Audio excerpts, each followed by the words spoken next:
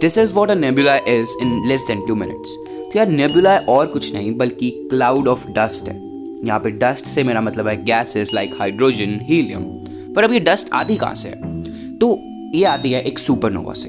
Supernova का मतलब एक स्टार की एक्सप्लोजन से। जब भी एक स्टार एक्सप्लोड होता है तो वो अपने आसपास अपने से निकली हुए एटम्स को स्प्रेड आउट कर देता है, जो कि ग्रेविटी की वजह से एक क्लाउड फॉर्म करते हैं और उस क्लाउड को हम कहते हैं nebulae. But the interesting thing is एक स्टार की डेथ से बनने के बाद भी इन्हें स्टार की नर्सेस कहा जाता है। नेबुलास को स्टार की नर्सेस इसलिए कहा जाता है बिकॉज ये स्टार की फॉर्मेशन में भी मदद करते हैं। पर अब वो कैसे? तो अब हमें पता है that they are cloud of gases like hydrogen and helium.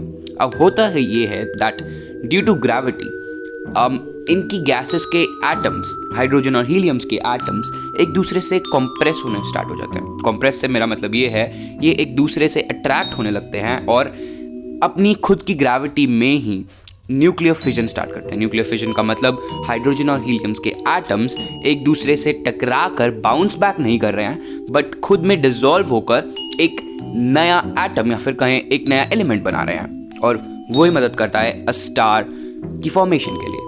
और ये एक स्टार को हीट भी प्रोवाइड करता है जिससे इवेंचुअली वो ब्राइट होता है एंड साइकिल कॉन्टिन्यूज। एक सुपरनोवा के बाद, एक स्टार के एक्सप्लोजन के बाद उसी स्टार के पार्टिकल से नेबुला फॉर्म होता है और इवेंचुअली एक नया स्टार फॉर्म होता है। Isn't it interesting? But the even more interesting thing is हमारी अर्थ से जो सबसे क्लोजेस्ट नेबुला है, जो कि है हेलिक्स नेबुलाe, वो भी हमारी अर्थ से अराउंड 700 लाइट ईयर्स दूर है। यानी लाइट को भी वहां तक ट्रैवल करने में 700 ईयर्स लगते हैं। And some quick facts about it is एक एवरेज नेबुलाe का टेम्परेचर 10,000 डिग्रीज तक हो सकता है। और नेबुलाइज उन कुछ गिनी चुनी चीजों में आते हैं यूनिवर्स में जिन्हें हम अपनी नेकेड आइज से एक्सपीरियंस कर सकते हैं। Yeah, this was all about it, and subscribe to those cosmic nights for more such content.